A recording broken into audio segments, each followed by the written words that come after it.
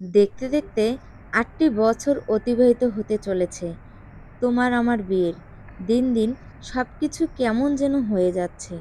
আগের মতো আর খোঁজখবর নেই। ভালোবাসার কমতি দেখতে পাচ্ছি। তার সাথে অপমান এবং অবহেলার ভার দিন দিন বেড়েই চলেছে। কোনো ত্রুটি পেলেই মানুষের সামনে উপহাস। এটা এমন আমার জীবনের শিডিউলে পরিবর্তন হয়েছে। আগের দিনগুলোকে অনেক মিস করি। দুজনে একসাথে পার্কে যাওয়া, একটি ফোন আসার অপেক্ষা এবং কোনো কিছু না চাইতেই সামনে এনে সারপ্রাইজ দেওয়া। এইসব কিছু এখন কেন জানি স্বপ্ন মনে হয়। ভালোবেসে বিয়ে করছিলাম আমার স্বপ্নের রাজকুমারকে, আর আমি ছিলাম একটি ছোট্ট রাজপ্রাসাদের রাজকন্যা। অগাধ আদর এবং শাসনেই বড় হয়েছি। বাবা মা চেয়েছিল একটি রাজকুমারের সাথে তার ছোট্ট রাজকন্যার বিয়ে দেবে। তাদের সেই আশা ঠিকই পূরণ হয়েছে। কিছুদিন সবকিছু ঠিকঠাকই ছিল, কিন্তু আস্তে আস্তে তার পরিবর্তন আসতে শুরু হলো। আর তার পরিবর্তন এখন আমার জীবনটাকে ধ্বংসের পথে নিয়ে যাচ্ছে। বাবা মাকে দোষ দেই না, দোষ তো আমার কপালের। মনের মধ্যে অন্ধকার বাসা বাঁধছিল।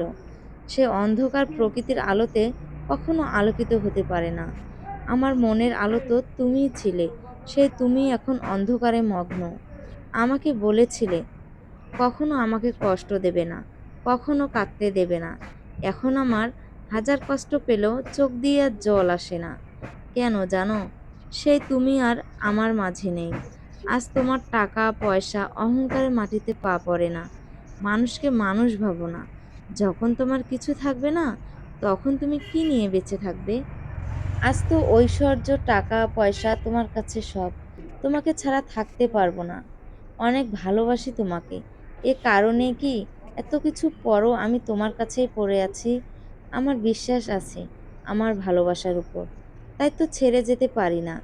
আমি জানি একদিন তুমি ঠিকই বুঝবে। তোমার মনের অন্ধকার ভাব ঠিকই দূর হবে। আমাকে অনেক করে খুঁজবে। আমার আমার মতো কাঁদতে কাঁদতে চোখের জল ফুরিয়ে যাবে, তবুও আমাকে পাবে না। কারণ তখন আমি অনেক দূরে থাকব, চাইলেও ফিরতে পারবো না। দূর থেকে হয়তো তোমার এই আর্তনাদ দেখব। তাই সবাইকে একটা কথা জানাতে চাই, মেয়েদের মূল্য দিতে শেখো। দাঁত থাকতে দাঁতের মর্ম বোঝা ভালো। কোনো কিছু শেষ হবার পর তা ফিরে পাওয়া যায় না। তো বন্ধুরা, আমাদের গল্পগুলো আপনাদের কাছে কেমন লাগছে?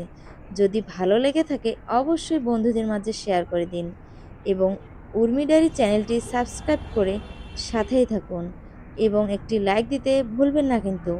ধন্যবাদ। সবাই ভালো থাকবেন।